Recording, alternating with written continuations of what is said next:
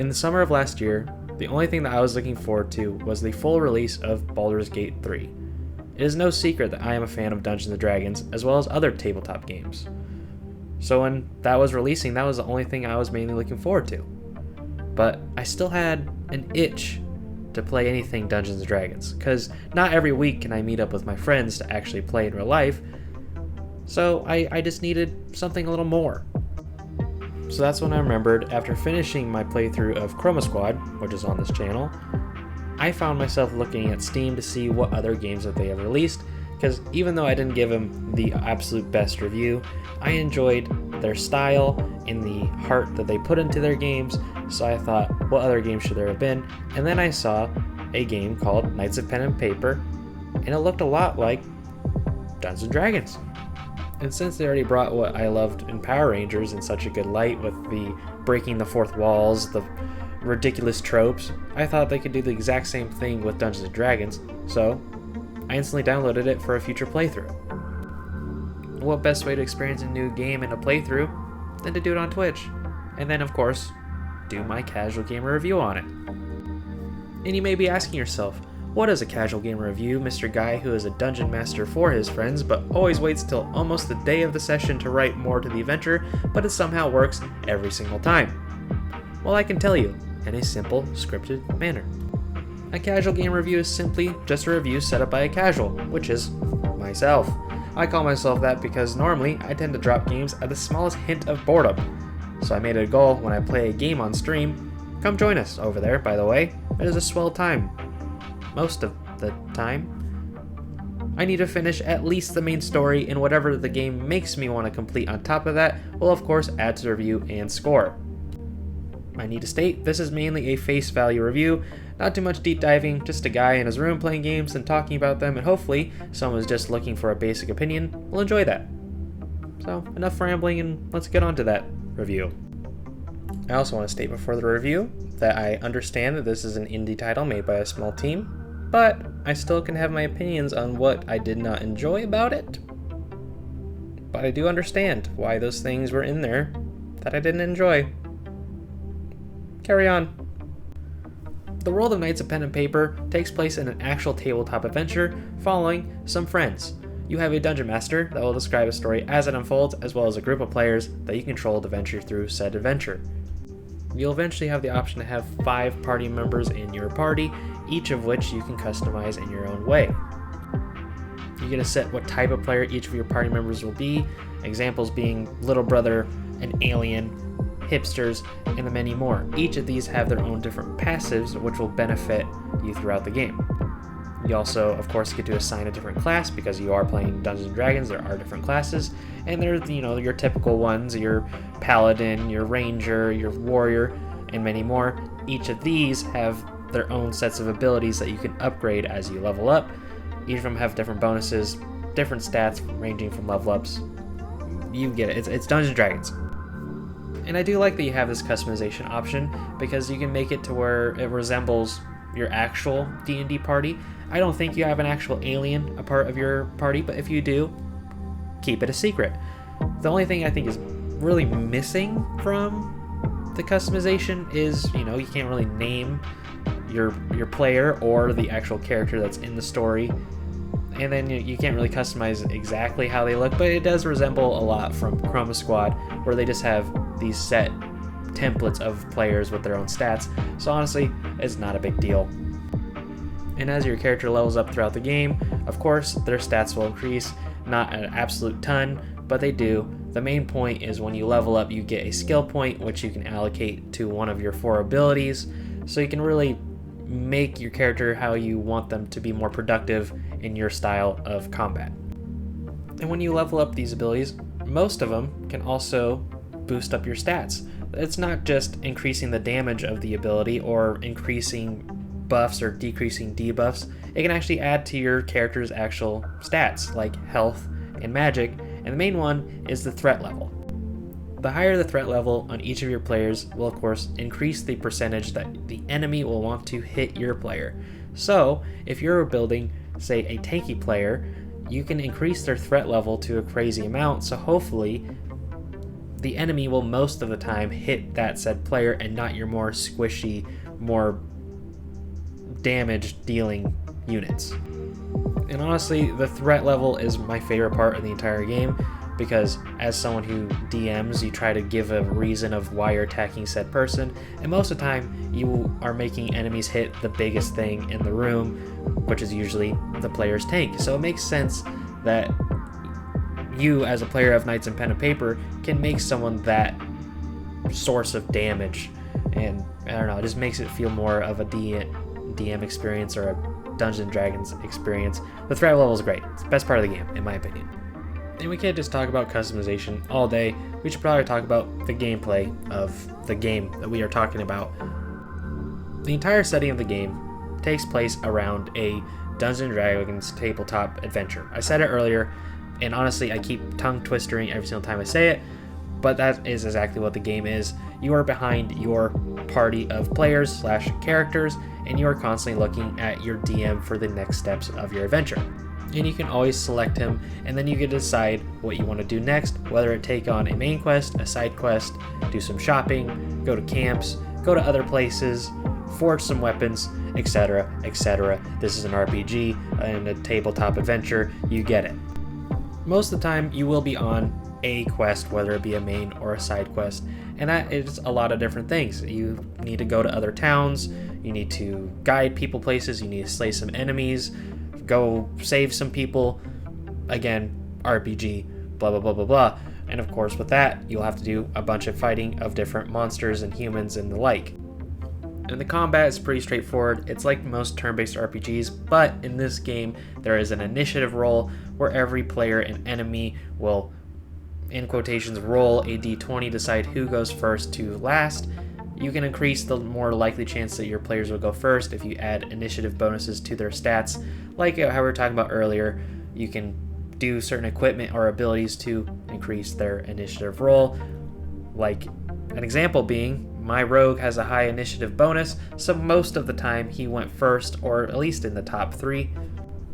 Then the actual combat is pretty simple. You have attack, you have your abilities that we talked about earlier, you have defend, you can use items that you buy in the shops, and then you can flee, which you'll have to roll a d20 to succeed in doing so. And we'll talk more about the rolling and all that stuff later. I have a tangent for that later on. Even though I do say the combat is simple, there is a lot of planning and strategy within every single combat, because you don't have unlimited health, mana, and other resources to replenish those things.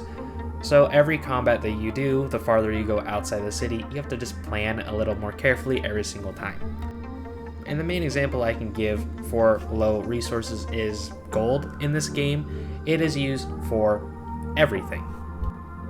Like obviously you need gold to buy items that replenish your health and your mana, because this is an RPG, blah blah blah, we're doing the same script over and over again. But you also need gold to buy the other accessories that you can equip to your players.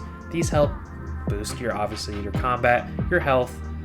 You can even add experience boosts and gold droppage to every combat that you experience. So now you may be asking yourself, what about your weapons? You only talked about accessories. Haha, I did that on purpose. See, every class is assigned their own primary weapon and armor, and that's what they have for the game. To improve said weapon and armor, you must go to the blacksmith and upgrade them. To do this, you need to buy grindstones. Each cost 25 gold. These grindstones will increase your blacksmith's level. Granted, you can upgrade your armor without doing this. That costs 150 gold. But if you want to increase your weapon or increase your armor furthermore, and then weapon and so on, you'll need to increase his level. Each level you'll need to buy more and more grindstones for to have the availability, to have the chance to upgrade your weapon and armor. See, earlier I was talking about rolling a d20 to try to flee from combat. And it's pretty self-explanatory. When you try to flee, there will be a range. Then you have to hit that range to flee. Based on how difficult the combat is, it'll of course increase or decrease that opportunity to leave. The same thing is for the forge. You will have a range that you can increase or decrease based on the difficulty. You can even add bonuses. You know, the accessories we were talking about earlier, they can also add a bonus to your forgery success. But you can still fail. And if you fail, you will have to get the money to attempt again, which is like a lot of freaking gold. And there's not a lot of gold because, again, it's used for everything. There's a big thing that kept happening to me in the game where I would, need to forge a weapon. We'll talk more about that later. And I would fail, so I'd have to go out and collect more gold. But even to travel to go to places to grind or to do quests or side quests, you also need to pay a small fee every time. So imagine, because this does happen to some people, probably not me, imagine you just spent all your money on accident on one forge and you fail, and then you can't even leave the town to grind for more gold.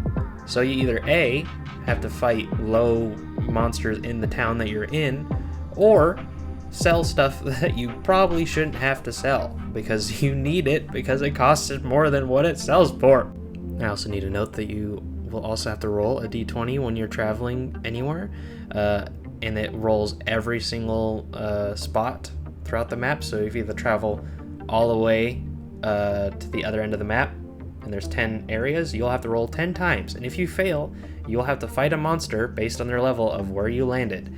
And boy, if you are low on health and you're just trying to get back to the city to sleep, it's pretty rough. You can try to sleep out in the wild, but then you have to roll another d20, and if you fail, guess what? Combat. So sometimes the best option is to just take your chances and go all the way to the city, because where you're at will kill you. And since we're already getting frustrated about the gold resources in this game, I might as well talk about the scaling of difficulty as well. First year out of this game, breeze. You're one-shotting everything, and then you add party members, and then now you have more forces that they can handle throughout the game. Of course, beginning of the game, that's pretty normal. Things slowly get harder and harder, again, pretty normal as you're going through the game.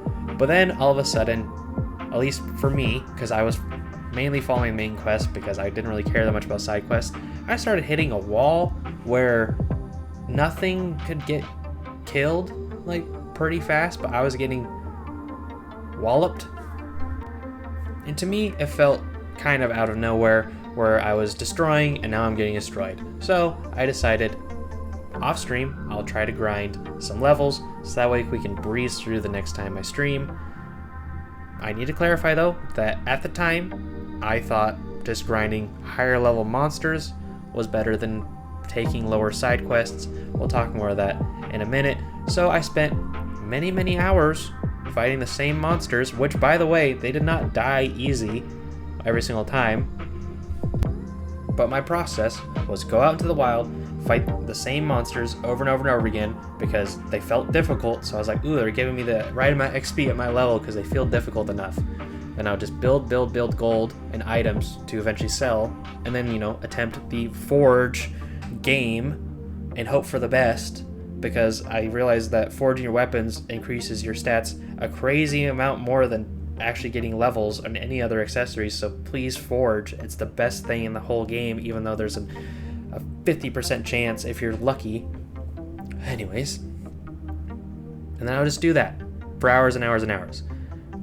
I'd build like 5 or 6 levels, forge all my weapons and armor one time, right back to streaming. And we were doing fine for an hour, and then it happened all over again. And I would have to grind off stream over and over and over again.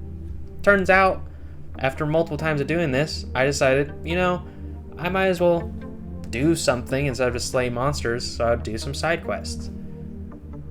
Any quest, even if it's level 1, will give you a percentage, I guess, a lump sum, if you will, of experience, boosts it way faster.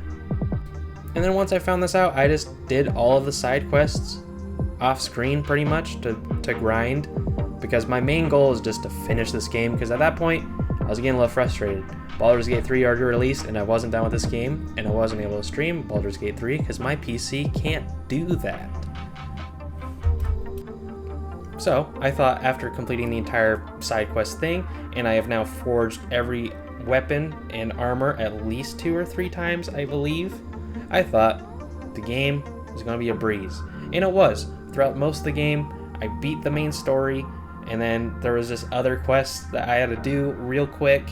They just popped up at the end, so I was like, ooh, epilogue stuff, let's just finish it while we're here. And then I got creamed again. And now there's no other quest for me to finish. And now I'm just, I quit. I did. But I finished the main story as part of my thing. I did what I said I was going to do.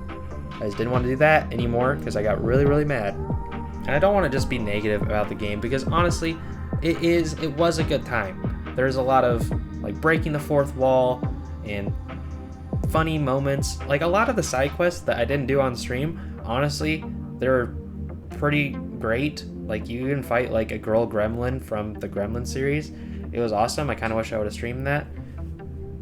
But the story is kind of basic. It kind of has the same format as Chroma Squad, whereas in Chroma Squad the show started becoming real, whereas in this game the game started becoming real and then not at the same time. It was weird, but I mean overall, again, the heart that goes into these is great. There is some positives, but the 2 negatives I have are just pretty great. They're big. They kind of outweigh a lot of the good in my eyes. Like the fact that gold is the only resource you have to get everything. Like you need it to travel, which is very essential to the entire game. The item star, which again, very essential. The forge shop, very, very essential. Did I mention that you have to use it to resurrect your characters when they die? You can't do it any other way, which is wild. And every item that you find really doesn't sell for a lot, and if they do, odds are they are equipped to your character or one of the different styles that you'll need, i.e. like I had my main combat for it, and then I had a whole set that made crafting a lot easier. Just 4 items that increased it by maybe 2%, and then whenever I went to go craft an item, I would have to go in, take all of my stuff off, put that stuff on, and just increase my chance by 10%, which is huge. It helped a lot. And then the difficulty, I mean, I talked about it a lot. It was just really rough. It made the fun experience part. I just wanted to get through it. I just wanted to get through it and just be done with it at that point. Another like gripe I have, I guess, I mean it's not really, but with the whole rolling system, I mean it's really nice. It adds a D&D aspect to it, a percentage, if you will. I think this is honestly just me being nitpicky about it, but since it's D&D based, I feel like there should be a bonus if you get a crit 20 and, you know, a super negative when you get a crit failure. Man, I cannot even describe what rolling a crit fail on forging would do to my psyche, but imagine if you roll a crit and then you get some of your money back. Huh? Thoughts? Or when you're traveling and you roll a crit, you get some of your money back. Thoughts? You're running away from something, roll a crit, maybe steal some money on your way out. Thoughts? Okay, maybe I'm being picky, but I mean, I don't really think of a crit when you're trying to hide. Maybe just get some experience too. I don't know, but I feel like there should be a bonus and a negative when you roll a crit fail and a crit. But that is just the nitpicky part of me in it. And honestly, I hope I said it earlier. If not, I will probably have gone back and edited it in. But I know this is an indie title of a very small team, and it cost me like $8. So really, I am just casually getting upset. I can do that, right? I knew this wasn't going to be a perfect absolute experience, and again, I saw the love that went into it. There's a lot of great moments in the game, in the dialogue, which unfortunately I did skip a lot of the dialogue because again, I just wanted to get through the game because I was getting very upset. You should come check out the playlist of my actual playthrough, because in like parts 2 and 3 I get very, very mad. It's a great time for people watching, not me. But anyways, I give this my casual gamer rating of 3.5 because there are good parts in it. It's just those 2 main parts of the game that really made it hard to get through. But that's fine. maybe in the comments you tell me if I'm wrong or right, even though this is absolutely my opinion. We can talk about it or something. You can also come watch on Twitch when I play these games live. I'm so far behind in these, so if you watch it live, you can expect a review in like a couple months, I'm sure. Or you can just subscribe here, because I post all the VODs almost immediately after my streams. And then you can get these videos too, where I run out of breath and talk about games like this. Anyways, I hope you have a good day. Bye.